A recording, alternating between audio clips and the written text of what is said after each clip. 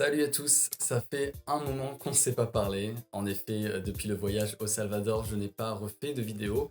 J'ai été pas mal occupé, mais j'ai aussi pas mal voyagé. En effet, je suis retourné en Floride, à Orlando. C'était un petit week-end à Orlando, histoire de revoir des amis. Ça faisait longtemps que je n'étais pas retourné là-bas. C'est un endroit qui me tient particulièrement à cœur, notamment parce que j'y ai vécu plus d'un an là-bas. Si vous suivez la chaîne depuis un moment, vous savez que j'ai d'abord vécu plus d'un an aux États-Unis avant de venir au Canada. Donc, c'est très important pour moi de faire ce pèlerinage et de revenir à Orlando. J'ai aussi fait un petit trip ici au Québec. Je suis allé faire une randonnée dans le parc national de Mont-Tremblant. Vraiment une super expérience. On a vu des paysages magnifiques. Je vais vous en reparler un petit peu plus tard. Et enfin, mon dernier voyage en date était à Los Angeles. Pareil, je n'ai pas fait de vlog là-bas étant donné que j'avais déjà fait 5 vidéos à Los Angeles en septembre 2023. Donc je vous invite vraiment à aller les voir. Mais voilà, Los Angeles, c'est une ville que j'adore particulièrement. C'est un petit voyage là-bas et ça m'a fait plaisir de retourner en Californie. Voilà, ça c'était pour vous faire un petit peu une mise à jour de pourquoi j'ai été absent pendant les 2-3 derniers mois.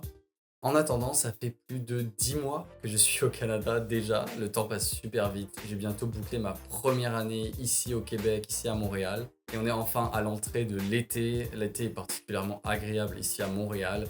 J'aurai sûrement l'occasion de vous en reparler à la fin de l'été.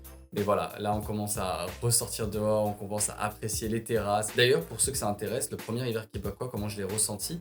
Eh bien, je dirais que c'est plutôt les déplacements qui pouvaient être compliqués. En fait, d'aller à un point A à un point B, c'est beaucoup plus long, ça prend beaucoup plus de temps. Du coup, au final, on reste souvent à l'intérieur. Et c'est vrai que j'ai trouvé cette hibernation assez pesante. Faut tenir au niveau du moral pour se dire, voilà, c'est quelques mois d'hiver et après, on ressortira dehors. Je sais qu'il y a des gens qui apprécient. Pour moi, ça a été assez compliqué au niveau du moral de rester à l'intérieur pendant l'hiver. Et à chaque fois que je veux aller dehors, c'est une guerre pour marcher dans la neige et atteindre quel que soit l'endroit où je veux aller. Mais bon, nous ne sommes pas là pour parler de météo. Quel est le sujet de la vidéo d'aujourd'hui? Cette vidéo, c'est une petite vidéo tranquille, histoire de vous donner quelques conseils, quelques petits tips de vie ici à Montréal. Si vous venez d'arriver, si vous commencez votre PVT, ça va pas être comment chercher un logement ou quoi que ce soit, ça va être vraiment les petits conseils, les petits tips de vie que bien j'ai notés de côté pendant ces 10 mois à Montréal. Et voilà, je voulais vous partager ça. Donc c'est parti pour la liste des tips de vie à Montréal, ici au Québec. Faire ses courses. Faire les courses à Montréal, eh ben, ça peut être très cher. On peut se retrouver avec un budget course énorme si on ne fait pas bien ses recherches avant d'aller acheter ses aliments. Le meilleur moyen, moi, mon conseil, c'est d'essayer de comparer les différents magasins les uns entre les autres suivant votre consommation. Par exemple, personnellement, le magasin au vu de ma consommation qui est le moins cher pour faire les courses, ça va être Walmart. Pour certains, ça va être des magasins comme PA. Dollarama est aussi un très bon plan pour faire des petits suppléments de courses, pour acheter par exemple des snacks, des gâteaux pour le petit déjeuner, des choses comme ça. Souvent, bah, les prix sont imbattables mais la qualité va être un petit peu moins bonne. Sinon, le meilleur moyen pour se retrouver avec des courses les moins chères, c'est d'aller dans les petits commerces, d'aller dans les épiceries. Là, on vous trouverez bien les aliments les moins chers. Après, voilà, il faut plus de patience parce que vous allez aller dans plusieurs épiceries afin de compléter vos courses. Communauto. Parlons de Communauto, qui est l'un des meilleurs moyens pour louer une voiture en ville, ici à Montréal et d'ailleurs dans d'autres villes. On peut le retrouver à Québec City, on peut le retrouver à Toronto. C'est vraiment développé un peu de partout au Canada. Communauto, c'est une application qui vous permet de louer une voiture de deux façons. Vous avez premièrement la façon flex, ça vous permet de récupérer une voiture dans la rue et vous la laissez là où vous le souhaitez, dans une zone définie. Et on a les voitures stations. Les voitures stations, ça va être sur un parking réservé aux voitures Communauto. Vous faites une réservation avant de récupérer votre voiture. Vous la louez sur une période allouée. Par contre, vous devez la ramener à l'endroit où vous l'avez récupérée au début. Personnellement, mon conseil, c'est si vous voulez aller, par exemple, dans un parc national, si vous voulez aller en randonnée, le mieux, c'est d'aller sur les voitures en station pour être sûr d'avoir une voiture au moment où vous allez partir. Par contre, si vous avez juste besoin d'une voiture maintenant, tout de suite, les flex, c'est un super moyen. Personnellement, j'ai pas mal utilisé Communauto, notamment dans le cadre professionnel, mais aussi dans le cadre personnel. J'ai jamais eu de soucis avec cette application, ça marche vraiment bien. Si vous avez un abonnement, vous avez des prix qui sont plutôt bas aussi. Après, ça dépend toujours de la personne qui a loué la voiture avant vous. Vous pourrez retrouver des voitures sales, des voitures sans essence, si les gens n'ont pas fait le plein avant que vous récupériez la voiture. Donc ça, c'est un peu les côtés négatifs de Communauto. Je trouve également que pour les longues distances, Si vous la louez pendant plusieurs jours également, ça vaut pas le coup. Il vaut mieux aller sur des loueurs de voitures qui seront beaucoup moins chers. Je pense que Communauto, c'est un bon moyen si vous voulez une voiture pendant une journée, pour rouler un petit peu, pour se déménager, pour des choses comme ça. C'est vraiment utile, mais pour les longs trajets, pour les week-ends, va falloir aller vers les gros loueurs de voitures. Les parcs nationaux. Comme je l'ai expliqué précédemment, je me suis rendu au parc national du Mont-Tremblant et je pense que c'est intéressant de partager mon expérience, comment j'ai vécu le fait d'aller dans un parc national québécois. Tous les parcs nationaux au Québec sont sous la direction de ce qu'on appelle la CEPAC, qui est en fait une organisation qui s'occupe de la préservation des lieux naturels au Québec. D'ailleurs, je vous conseille vraiment d'aller visiter leur site. Vous allez pouvoir trouver des guides sur les parcs nationaux, la météo, quel est le meilleur moment pour vous rendre sur le parc national, ainsi que les randonnées qui sont intéressantes à faire dans chaque parc national. C'est aussi un endroit où vous pouvez acheter votre ticket à l'avance, qui vous permet de passer plus rapidement à l'entrée du parc national et de vous rendre directement à l'intérieur. Les prix sont toujours aux alentours de 10 dollars, ce qui est vraiment pas cher, je trouve. Et en plus, tous les fonds sont utilisés pour la conservation des parcs. J'ai adoré découvrir le parc national du Mont-Tremblant. Malgré la météo, on a pu voir des paysages magnifiques. Les randonnées sont super bien indiquées. Quel que soit votre niveau, je suis sûr que vous pouvez voir des super beaux paysages.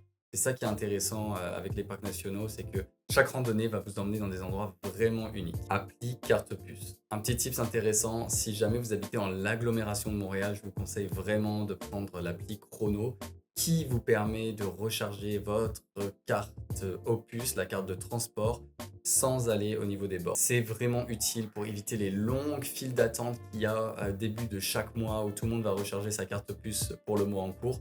Vraiment, grâce à l'application, vous avez juste à scanner sur votre téléphone et vous pouvez recharger. Ça vous permet également de rajouter des options à votre abonnement en cours.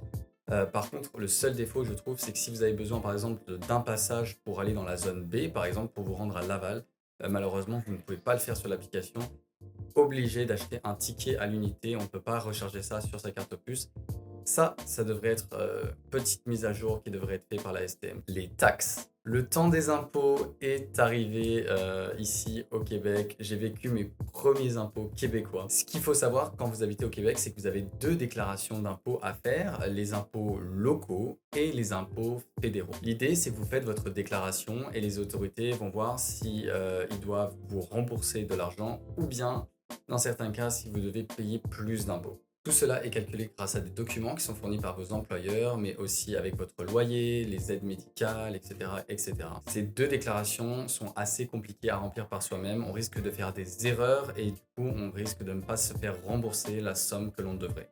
C'est donc pour ça qu'il y a deux écoles, ceux qui payent un comptable ou ceux qui passent par des sites internet spécialisés. Il y a plein de sites internet pour cela, Turbo Impôt, Accès Impôt, Impôt en ligne, HR Block, etc., etc. Personnellement, j'ai utilisé la deuxième technique, donc celle de passer par un site internet, et j'ai choisi Turbo Impôt. J'avais déjà utilisé Turbo Impôt aux États-Unis. On appelle ça TurboTax là-bas quand je vivais en Floride. Et le service était super. J'avais eu mon remboursement dans les meilleurs délais. J'étais vraiment très satisfait. Du coup, personnellement, qu'est-ce que j'ai pensé de Turbo Impôt au Québec?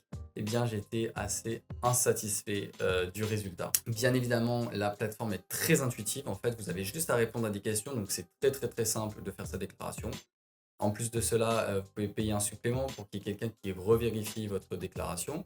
C'est ce que j'ai fait d'ailleurs. Sauf qu'au moment où j'ai reçu mes impôts, mon remboursement d'impôts, la différence entre ce qu'avait déclaré Turbo Impôt et ce que j'ai reçu était énorme. En effet, il y avait eu des erreurs qui avaient été faites et Turbo Impôt n'avait pas vraiment bien vérifié. Du coup, eh bien, j'étais assez déçu par la somme que j'ai eue en retour. Après avoir fait des recherches, apparemment, ce n'est pas le meilleur site à utiliser quand on vit au Canada. Ça marche bien aux États-Unis, mais au Canada, un peu moins. Donc, le mieux, c'est de faire ses recherches et de voir quel est le meilleur site pour faire ses impôts. Je sais que l'année prochaine, je ne passerai surtout pas par TurboTax. Les vitamines. Comme je vous l'ai dit, cette vidéo, eh bien, il y a tous les conseils possibles et ça passe également par les vitamines. Ça vraiment, ça m'a vraiment aidé pour survivre pendant l'hiver. Voilà le genre de vitamines que j'ai pris pendant tout mon hiver au Québec. C'est des vitamines complètes que j'ai trouvées à Dollarama. Et ça m'a vraiment aidé étant donné que vous êtes en carence de vitamines pendant l'hiver, puisque vous êtes à l'intérieur, il y a un manque de luminosité. Et c'est très important de ne pas être trop en carence de vitamines. Vous allez être très fatigué pendant l'hiver si vous ne prenez pas des vitamines. C'est pour ça que mine de rien, il faut faire très attention à son alimentation et à son apport en vitamines encore plus pendant l'hiver. On se rend pas compte, mais c'est assez extrême, de ne pas être dehors et d'être enfermé pendant toute cette période-là. Faut vraiment faire attention à sa santé, encore plus que dans les autres périodes de l'année. Et bien voilà, c'était une vidéo assez rapide sur mes différents conseils, mes petits tips de la vie ici au Québec, à Montréal. J'en ai plein d'autres qui me viennent à l'esprit. Si vous avez des questions, n'hésitez pas à me les poser en commentaire. Ça va faire bientôt 1 an que je suis ici. Cette aventure est assez folle et je suis content de pouvoir vous partager tout ça. Honnêtement, ma conclusion après ces presque 1 an ici, c'est que c'est pas facile tous les jours.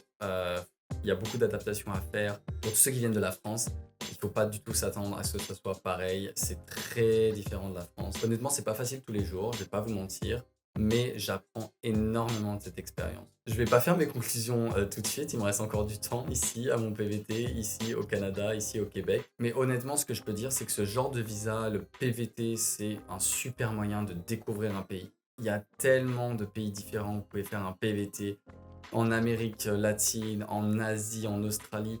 Et je pense que c'est l'une des meilleures expériences parce que vous pouvez travailler dans n'importe quel domaine, vous pouvez vivre comme les habitants du pays. Et je pense que c'est l'immersion la plus totale que vous pouvez avoir. Vous ne pourrez jamais avoir cette expérience-là, par exemple, si vous partez en vacances dans un pays. Le meilleur moyen de vraiment s'intégrer, c'est de passer du temps et de complètement s'immerser dans la vie des gens qui vivent dans le pays en question. Puis bien évidemment, ça vous apporte une super expérience, que ce soit professionnelle, personnelle. Et c'est en s'ouvrant au monde qu'on apprend des choses sur la vie, sur les humains. C'est hyper intéressant. Sinon, pour les prochaines vidéos, la prochaine sera un vlog sûrement dans une autre ville au Canada. On va aller découvrir d'autres endroits ici au Canada. Je vous remercie d'avoir suivi cette vidéo et puis on se revoit très vite. Bye.